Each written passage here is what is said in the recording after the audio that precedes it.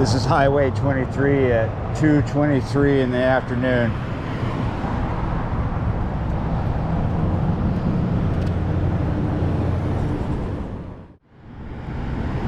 It's a good thing that I have a lot of experience behind me as a bike messenger in Manhattan and other places.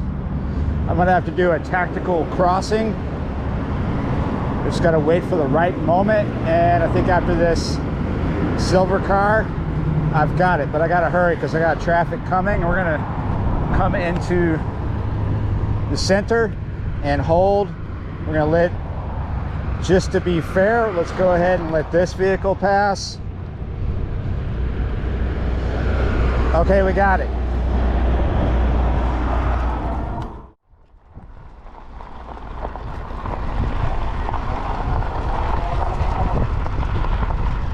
This is an access road to the levee. The levee is this part of the levee here is a public walking and bicycling path.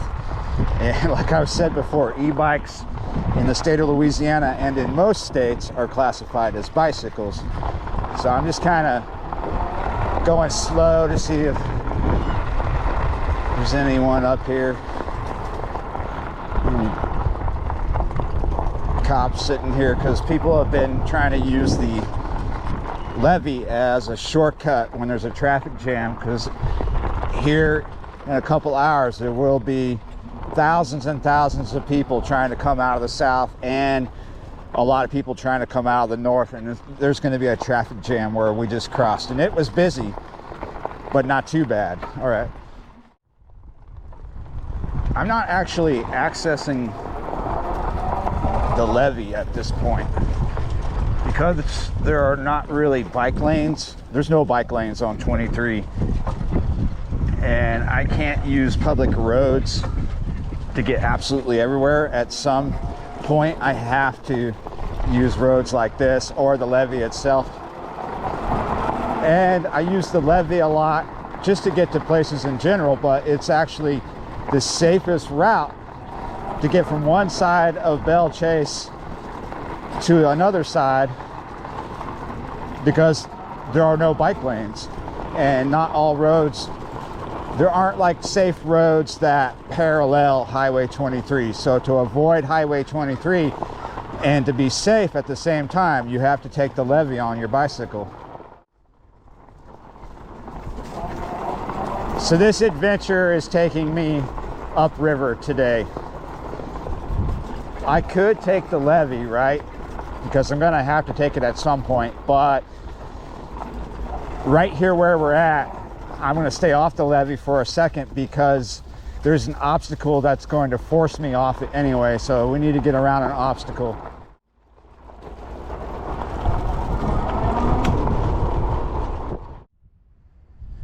Go through a little bit of this neighborhood to get around that obstacle. I'll show you what the obstacle is. Stop signs are not suggestions.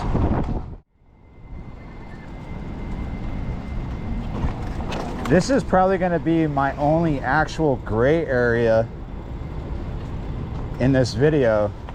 I got two ways to go about this. I got three. I could be unsafe and take 23 without, with all that traffic and no shoulder, no bike lane.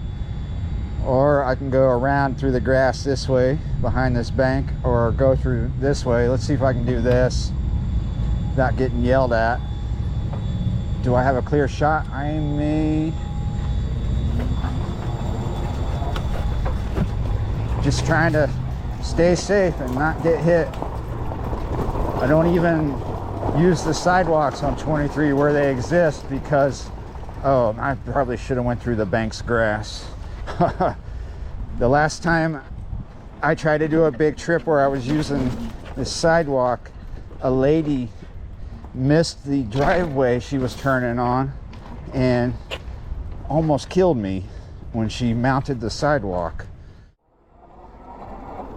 All right, we're through the gray area. So this road is closed because right here is the water treatment plant. We just went around it, and we are in a bit of a crisis because we have such a low river. We've got what we call the saltwater wedge coming up, and that means it's going to get into our water. We've been under that threat for a while. So we have barges with fresh water in them. And let me show you something real quick. Let's get up here. A little windy up here. All right, so this is the obstacle that I was talking about. This has got some workers parked up here. See it?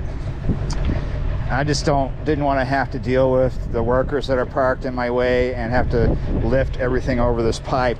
This pipe is coming from the freshwater barges.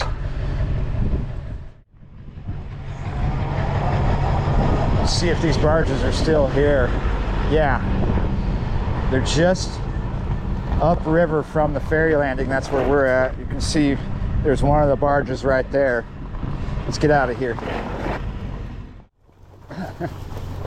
I'm trying to film, but also watch where I'm going. It's not really working. So there's a few of these barges here with towboats connected to them. It's supposed to be full of fresh water. They must be interchanging them if they're using them right now. I'm not aware, but water doesn't taste salty coming out of the tap. Let's get down here and I will do my usual intro, but just really late.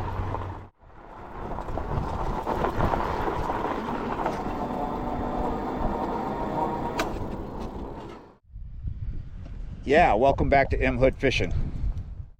I know it's a little windy right here where I'm at. So right there is actually a public access road that comes over here. This is private property, but there is an easement right here, and then there's your ramp. So we went from one public access area to another, and we might visit a third. Yesterday when I was coming off the levee after shooting a fishing video, I got stopped by a cop. He told me that I wasn't allowed to ride motor vehicles on the levee, and I told him this is a e-bike, and by Louisiana state law they're classified as bicycles. And then he told me that I wasn't allowed to ride a bicycle or walk, and da-da-da-da. But I actually am allowed to ride the bicycle, the e-bike, and walk on the levee. The reason why he and some others were staked out catching people riding, they weren't there to catch them riding, they were there to catch them driving, because Highway 23 has been so busy with thousands and thousands of people driving up and down it because of a construction project that some people are getting frustrated when there's a traffic jam and using the levee as a shortcut, racing down it, which is dangerous for the general public like myself who uses the levee recreational, either for exercise or just to ride the bike, or like me, going places to fish. I think what was probably going on yesterday, it was just getting dark, and when he saw me come down, he thought I was riding a motorcycle, and that's why he stopped me. However, he told me, I'll let you off with a warning this time, but a warning for riding the bike where I can ride it, I don't know.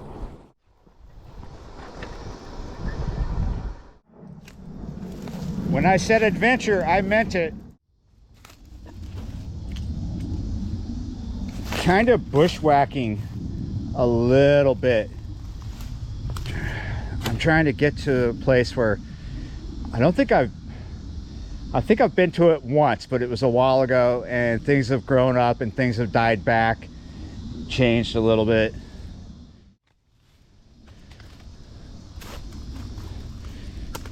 Oh.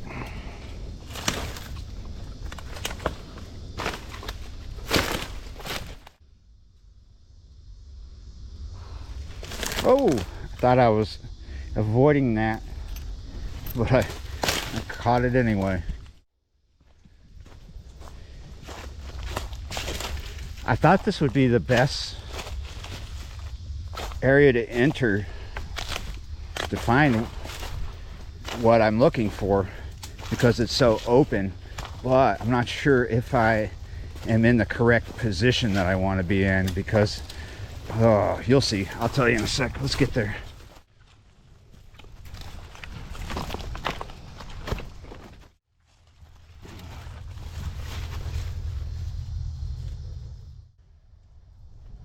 Well, here we are. So this is a skinny kind of oxbow pond. It's sort of a man-made oxbow when the Corps came along and laid these rocks here. Oh, but there's fish in here. I've not really spent much time on this end of it though. I think this is pretty shallow, so you could see the color of it would indicate that. The river is just the other side of there. This is really, really low.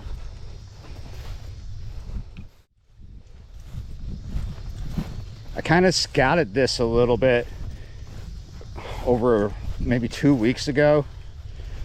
A little bit. Didn't have much time. There's a look going upriver.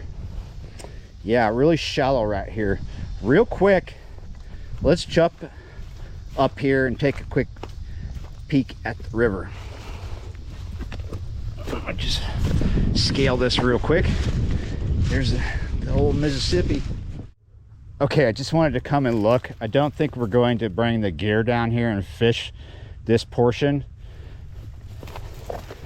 I know you saw it, but I didn't say. Look at this big tire, and I think that's one right there too, a little bit over that way.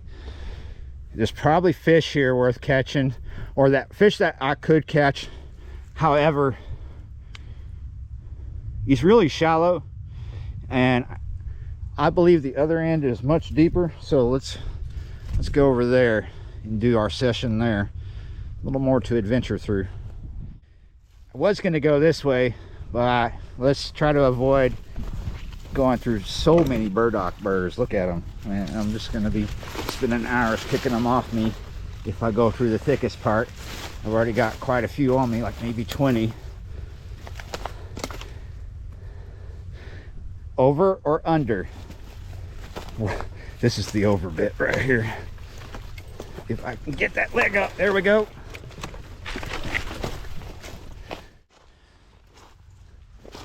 Not much of a decent route from the very end, the downriver side of that. Look how thick this bushwhack is going to be for me. Not the thickest I've been through, is because we've been through so much drought.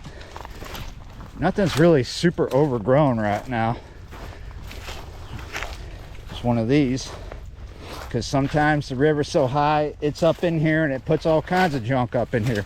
Well, I'm getting through this bushwhack quite easily, and everything is still right up here in sight, bike and trailer and all.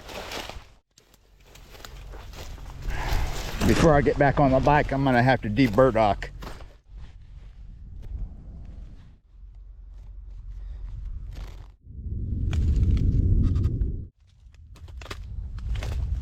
A little bit of a hop, skip, and a jump, and we're leaving the staging area. Leave the bike behind. This is a slight bushwhack this time. This is an area I've come through many times since I've been in the area. Sometimes I don't recognize it.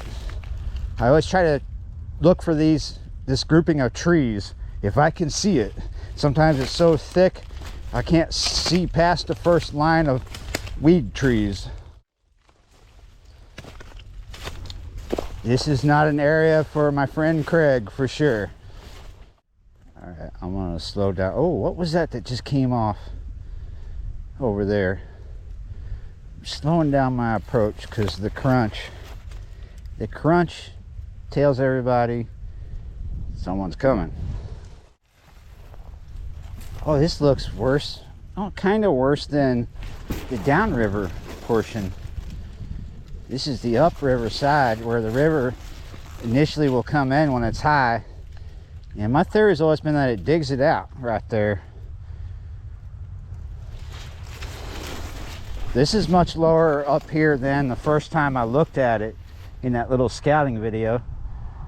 It's full of turtles for sure. I just saw one come off a rock. Come this way. Looks like something's been wallowing down right there. You see this? I toggle you down. See that right there and that right there? Sometimes deer will sleep in places like this in the grass. You'll see where they've been sleeping. Other things do the same thing, but there are deer up this way. I have seen them sometimes, even small swamp deer.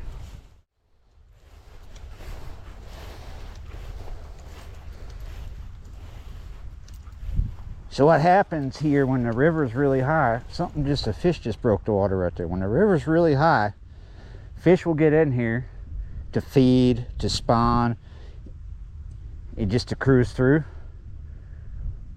And then the river goes low, and some of those fish don't get out in time. Historically, I've always caught channel cat in here, but there's other things I've caught in here. I've caught small and massive blue cat, and I've also caught gaspergoo. I caught one bluegill in here a long time ago, like right over in here. This is the very end. Here they come. Gonna be ripping and roaring right over our heads. This whole session is gonna be about catching fish really close in, so we got to be a bit stealthy. You can't really see me too well unless I cast my shadow on the water, and at this position that's not going to happen very quickly or easily because we're in the shade, but they can't see much because it's so muddy. Wow, we're going to be quiet once we start. And here is a peek at the baits. Pretty simple. You got worms and worms. Worms is what we'll start with. I did bring artificials, small baits for panfish and sockeye. So we are going to wrap this on this 1/0. It's on a dropper loop. We're only using 1 ounce of lead, but we're not going to use this whole worm. We'll pinch, that's about half of it right there, and then we could get at it later if we can find it in there with the others. Ripping and roaring over our heads. Jets, jets, jets, jets. Yeah, you're right. So let's start by going out that way towards the far bank. It seems, in my opinion, to be deeper than closer to us, so we don't necessarily have to be in the middle. We can be close to it. And the far bank is mud and rocks. We're going to keep everything fairly low, almost flat, because of the breeze that's coming through.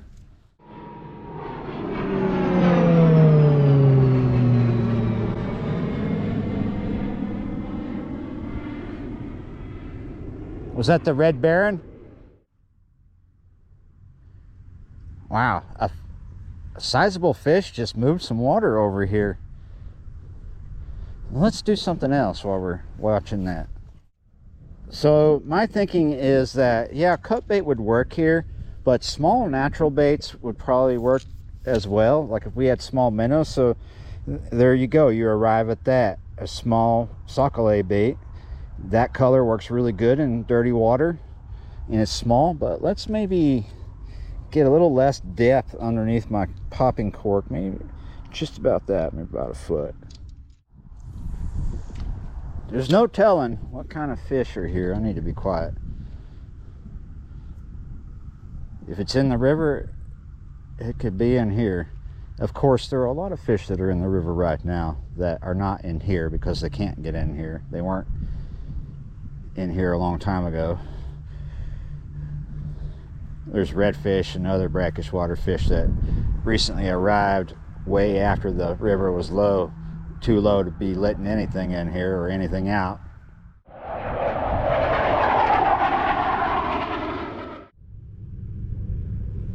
Oh, whoa, little gar. Oh, I can see fish moving around in here, kind of. The way that I'm seeing it is they're disturbing the bottom, and clouds of mud are coming up as they move. Oh, look at that. Something hitting the cork again. There we go. Oh, no. Oh, did you see that? Move some water. That was a gar, I think. I bet this is very shallow, but there's something moving here.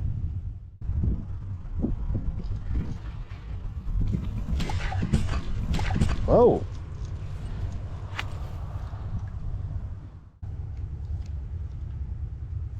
Gotcha. Ah, let's try red worm underneath the cork. Look at this, we're getting a bite right here. Something small.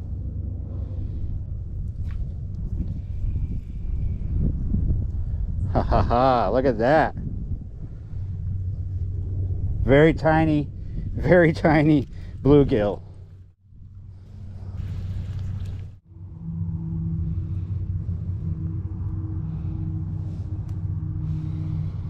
Right through the nose plate, but not through both lips. Real close, just right here in front of me. It's right there in line with fish that are racing. The idea is here, what if these fish are feeding off of live things like that? What if there's a lot of little baby bluegill in here? I don't know if we're going to be able to get to 3 to 4 rod mode. That's where you got 3 out, and then your 4th one is your artificial.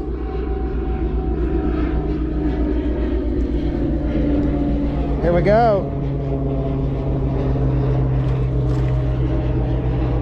Look at that. Look at that fish right there. Wow. That is sizable. That's not a bluegill. Wow. We are almost there. It's almost 3 to 4. 3 to 4. Oh no, we might be interrupted again. We might not be able to get to 3 to 4 as fast as I would like. I'm keeping an eye. I got a cork getting a bite. It's moving kind of funny. Yeah. So here we go. Now we're into 3 to 4. 3 or 4, 3 to 4, 3, 4, 3, 4, 3, 4, 3. Oh, it's a catfish video now, buddy. Yeah, you're right. I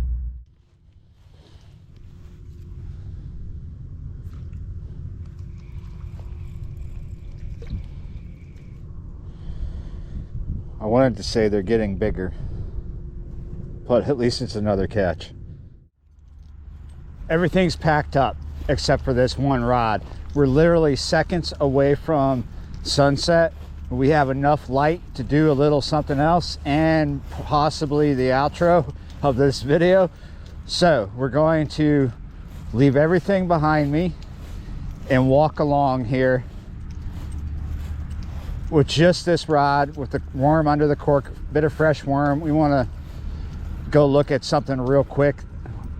First time I scouted this, we looked at it because it's where I started, but we have not seen it today. Well, we've seen it in the distance. Let's go get a close-up look of it.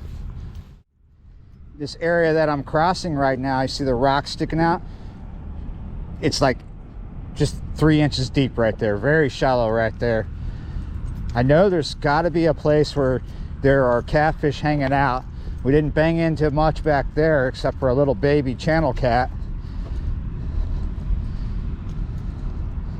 It can't be all little fish stuck in here. Well, I guess it could be, right? Here we are. So I guess technically it's 2 ponds because look, it's cut in half by this line of rocks. When I was scouting this, coming to check it out after not being here for a good while, I walked across this as I'm doing now. There's far less water now than there was when I first checked this out. I'm expecting this to be super shallow because over here, even though I'm losing the light, I can see the bottom. Like maybe I've just got a few inches under the cork and my bait's on the bottom. I can tell because of my cork lisping. This is crazy. It's probably going to get lower. We might have deeper water on the other side here. We just saw the gar. Well, there's fish breaking the water down there. I saw a gar break the water way down there.